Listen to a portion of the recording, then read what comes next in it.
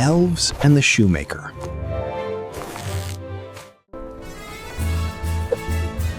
Once upon a time, in a small village nestled between rolling hills and a dark forest, there lived a shoemaker. He was a good man, hardworking and honest, but the world had turned against him. Despite his best efforts, he became poorer and poorer, until at last he had nothing left but enough leather to make just one single pair of shoes.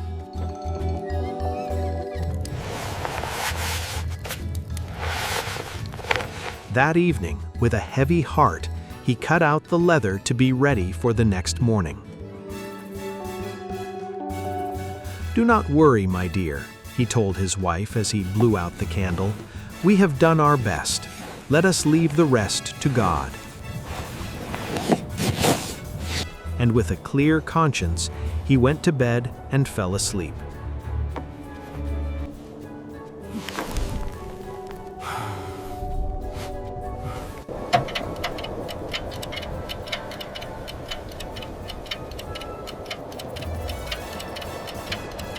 The next morning, after saying his prayers, the shoemaker sat down at his workbench to begin his toil. But he stopped, his eyes widening in disbelief. The leather was gone. In its place stood a pair of finished shoes. He picked them up and examined them. They were a masterpiece. The stitches were tiny and even. Not a thread was out of place. It was the work of a master craftsman. Before he could even show his wife, a wealthy gentleman walked into the shop. "I've heard rumors of your craft. Let's see if they hold up to scrutiny."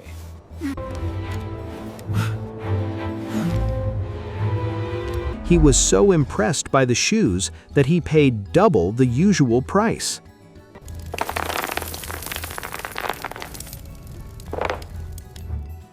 With this money, the shoemaker was able to buy enough leather for 2 pairs of shoes.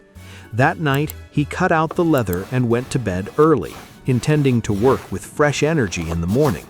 But when he awoke, the work was already done. 2 pairs of magnificent shoes stood on the table, shining in the morning light. It is more than we ever dreamed of, Elias. Again, customers came and paid handsomely. Now the shoemaker had enough money for 4 pairs. So it went for weeks. What he cut out in the evening was finished by the morning. The shoemaker became famous across the land for his exquisite work, and soon he was a wealthy man.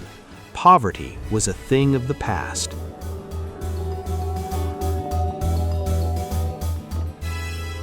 One evening, not long before Christmas, the shoemaker said to his wife, "What if we stayed up tonight? We should see who has been helping us so kindly." We should stay awake tonight. We should see who has been helping us. His wife agreed and lit a small candle. They hid themselves in the corner of the room behind some hanging clothes and waited.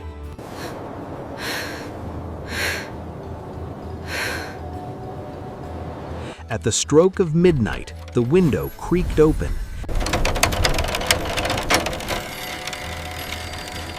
In jumped 2 tiny, naked little men.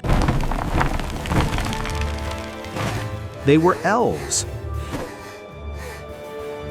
They skipped onto the workbench, picked up the cut leather, and began to stitch, sew, and hammer with their tiny fingers.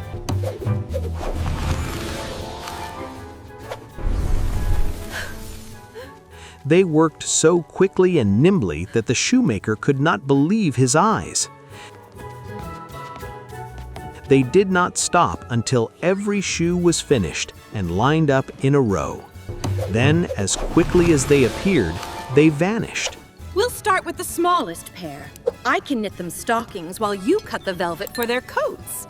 What do you say, my love?" The next morning, the wife said, "Those little men have made us rich, and we must show them we are grateful. They run around with nothing on, and they must be freezing. I will sew them little shirts, coats, vests, and trousers, and knit them each a pair of stockings. You can make them each a tiny pair of shoes." The shoemaker smiled. "I would like that very much." They worked all day, pouring their love into the tiny garments.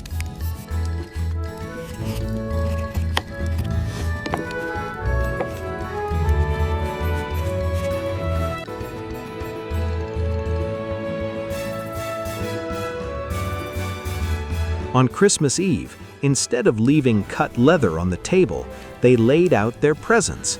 Then they hid again to watch.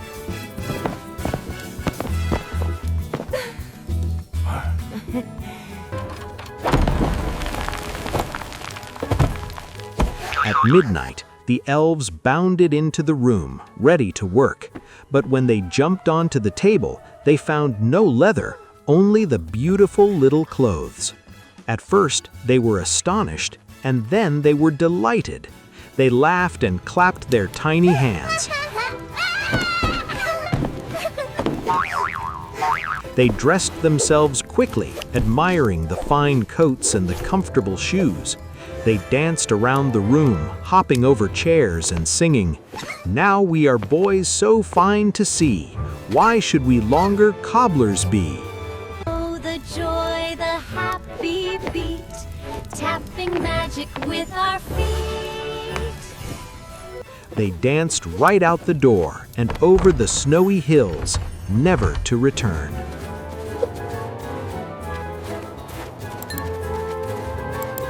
But it didn't matter. The shoemaker and his wife continued to prosper in everything they did, living happily and gratefully for the rest of their days. To the finest shoes in the land and the hands that make them, may our good fortune continue.